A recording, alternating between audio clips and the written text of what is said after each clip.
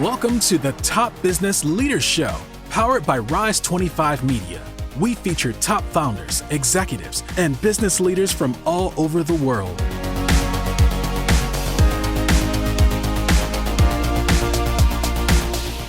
Chad Franzen here, co-host for this show where we feature top restaurateurs, investors, and business leaders. This is part of our SpotOn Series. SpotOn has the best-in-class payment platform for retail, and they have a flagship solution called SpotOn Restaurant, where they combine marketing, software, and payments all in one. They've served everyone from larger chains like Dairy Queen and Subway to small mom-and-pop restaurants. To learn more, go to SpotOn.com. This episode is brought to you by Rise25. We help B2B businesses to get ROI, clients, referrals, and strategic partnerships through Done-For-You podcasts. If you have a B2B business and want to build great relationships with clients, referral partners, and thought leaders in your space, there's no better way to do it than through podcasts and content marketing. To learn more, go to rise25media.com or email us at support@rise25media.com. Karl Goodhew is the Chief Technology Officer at BurgerFi. With 116 locations, BurgerFi is not only one of the nation's fastest growing premium fast casual concepts, it is also at the forefront of industry innovations. BurgerFi is testing and expanding 5 new technologies and creative strategies to stay ahead of evolving consumer preferences and to combat widespread labor shortages. Karl is a proven engineering and product leader with over 15 years of experience in software development with an emphasis on delivery and quality, and over 6 years of experience managing and overseeing enterprise-level programs. Karl, thank you so much for joining me. How are you? I'm great. Thank you for having me, sir. Hey, before we get into all the innovations that you guys are doing over there at BurgerFi, tell me about the food and the vibe when people go there. What can they expect? Oh, well, it's amazing food.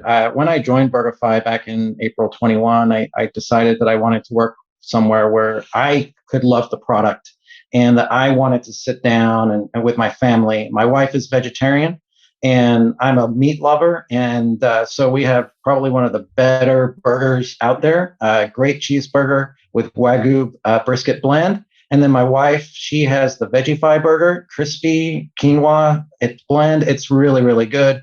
The fries are amazing, fresh cut, handmade milkshakes. And the vibe itself is great. A lot of eco-friendly interiors. We have great music playing. The staff are always, so friendly. And then it's a neighborhood feel. So most of our stores are franchisee run, and the franchisees are a big part of the restaurant. They help out in the community, and you see that in the store themselves. What was it about? Was that primarily the main attraction? As a technology guy, you could probably have your choice of places to work. What was it about BurgerFi that kind of drew you in? Was that it?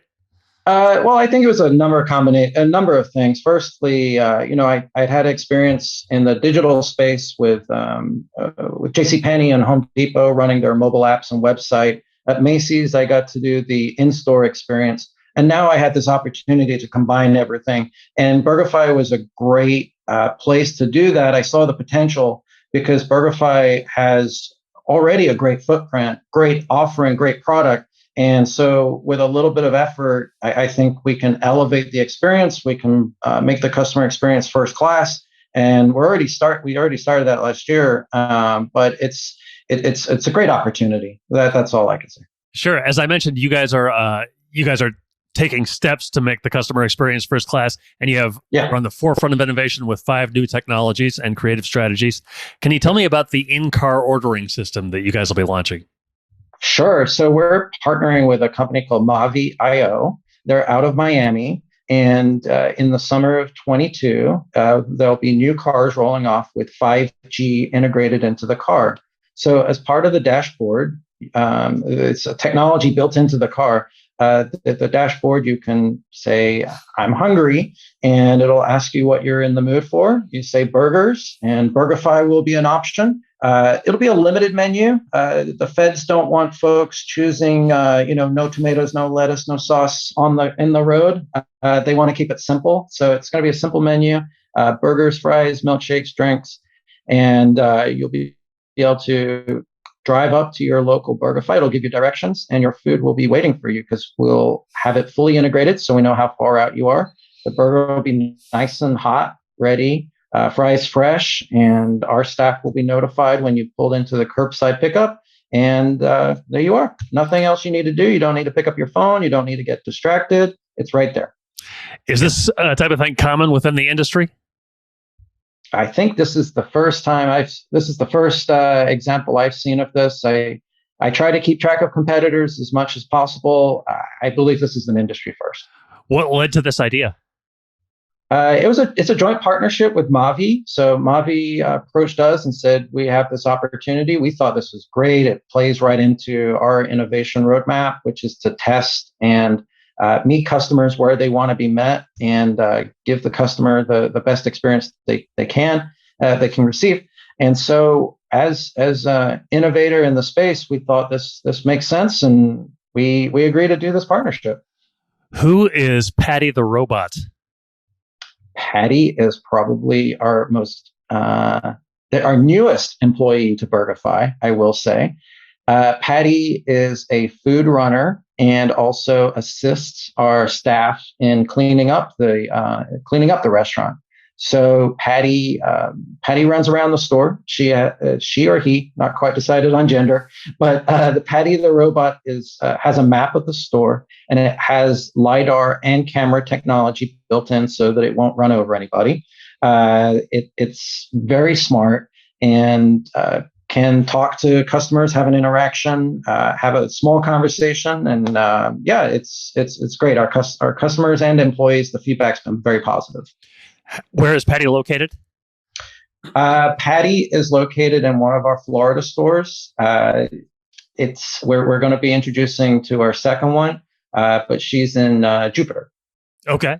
How did the idea for Patti come about? Again, this is something where we get approached all the time by different technology firms. Rich Tech Robotics approached us, pitched the idea. Again, it fits right in with innovation. This is a great pilot program.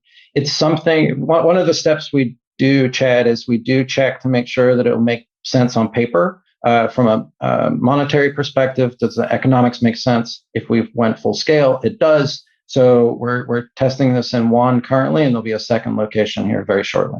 What are the possible benefits of having more widespread Patties at robots at BurgerFi locations? Yeah, so I think it's very important for me to state this is not intended to replace our employees. Not at all. We love the experience that our employees give to customers. This is an assistant tool that gives the employees another set of arms, another set of hands.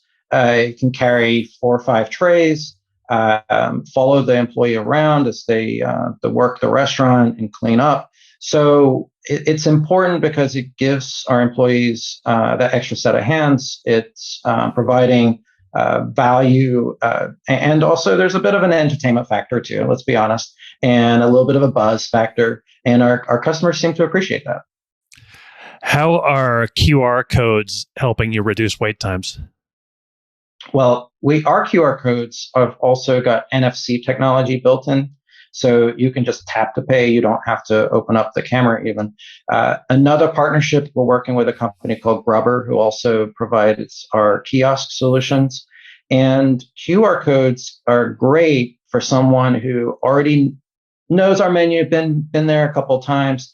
So they don't have to spend, don't need that employee interaction and, okay, should I get the BurgerFi burger or the bacon cheeseburger?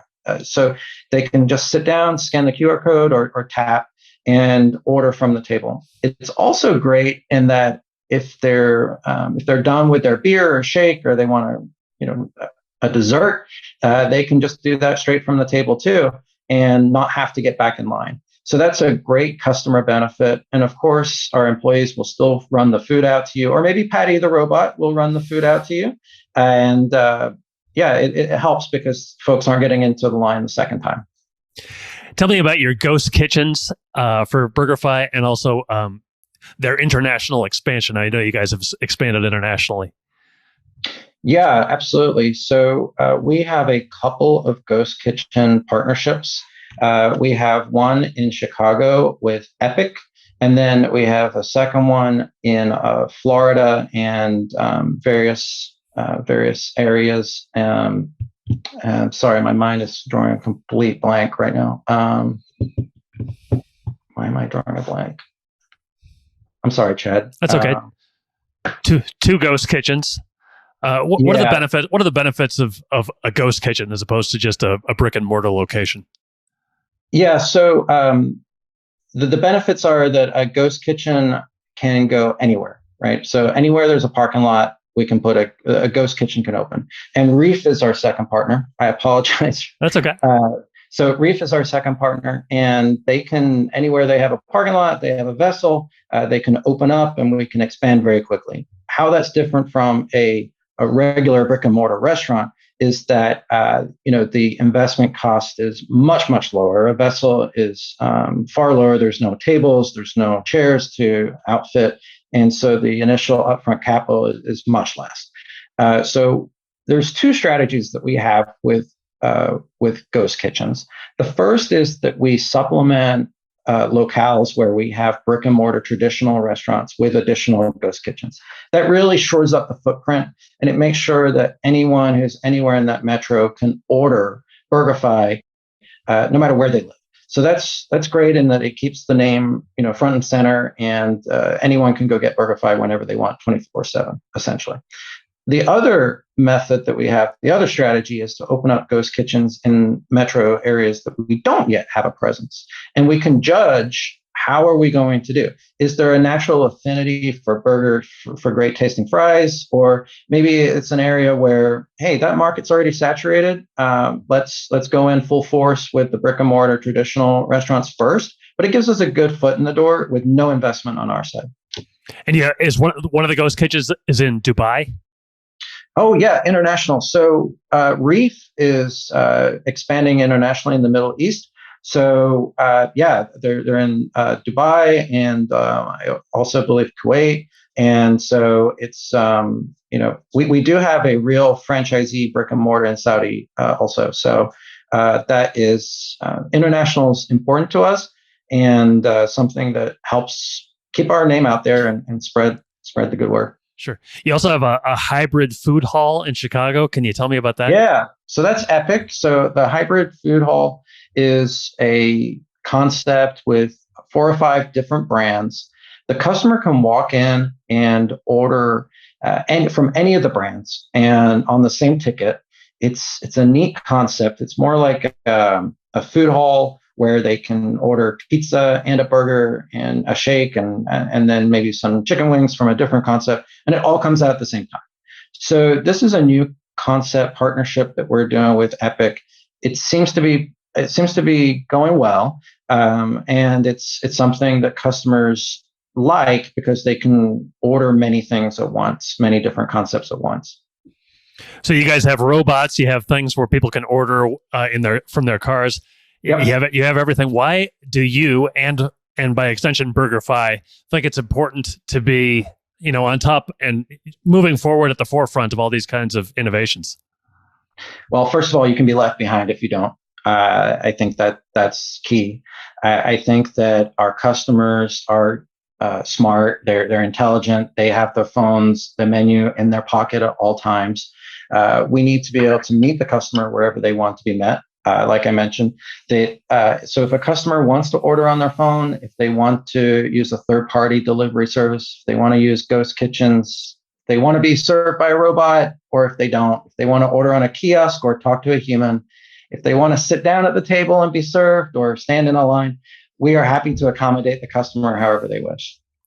Did COVID spark any of these ideas or encourage their acceleration? Yeah, I think, COVID and then the knock-on effects with labor and, customers not wanting to necessarily go into the store, that they definitely accelerated. Would this have happened in February 2020? Potentially. Kiosks are not new. QR codes aren't new. But the way that customers are using them and naturally gravitating to them is new. And I think that we saw a big shift in that. So it was beneficial in that regard, if you want to think of positive spins in COVID. But to answer your question. Is there anything else that you guys are working on for the future or have in the back of your mind, maybe? Yeah, we're always innovating. I think you'll see a lot of changes with our digital offering. We're really putting a focus on loyalty in 22. we're rethinking everything and really looking at all experiences to make sure they're top class. As somebody who moved from retail into the restaurant industry, what kind of personal adjustments did you have to make? Or did you have? Well, yeah, no, that's a great question. So I think that with retail, at first I thought, well, restaurants are a lot like retail. There's certain inventory, you deal with customers, there's a frontline staff, there's an e-commerce platform. The only difference is the inventory lasts maybe a week or 3 days or whatever the shelf life is of the product. But other than that, it seems the same. Then I got to learn the reality of the restaurant industry and how humans are so essential into making the food and making it as good as it is. In retail, there's not that element of the customer service. So that was a big understanding for me. But at the end of the day, you can somewhat boil it down to creating widgets, selling widgets, and delivering widgets. So in that regard, it's the same. There's this huge nuance, though, that's very important regarding the human touch. If you make an innovation and you decide to incorporate it in all 116 locations, you're taking kind of Patti step by step, but 116 locations, what kind of a process is that? Well, Patti's a great example. So we're in pilot program right now with Patti. We'll roll it out to more locations. We'll make sure that it's working. All the kinks are out of it. And then we'll ask our franchisees who wants to participate, here are the benefits. Here's why you should participate, and the pros and the cons, and lay it all out very transparently. And we partner with national vendors to roll out very quickly. And essentially, it's making sure the franchisees are on board and then just rolling it out. It's not much more complicated than that. Do you have a favorite meal at BurgerFi? Well, for me, I'm a go-to cheeseburger, or maybe, now I'm thinking about it. The conflicted burger is really good. That's a beef patty with a VeggieFi patty. You have to go in hungry, but it is great. All right, great. How can people find out more information about BurgerFi? Our website is burgerfi.com. Simple enough. We are always hiring. We definitely looking for great talent. And if you want to find a restaurant, it's right there under locations on burgerfi.com. Okay. Hey, Karl, it's been great hearing about everything going on at BurgerFi. This is a unique interview. I haven't talked to many, technology guys, and you guys are definitely kind of on the forefront of innovation. So it was great to hear some of your stories and your insights. I appreciate your time this morning. Oh, thank you, Chad. I really appreciate it. Thank you. Thank you. Thanks so much, everybody. Thanks for listening to the Top Business Leaders Show, powered by Rise25. Visit rise25.com to check out more episodes of the show and to learn more about how you can start your own podcast.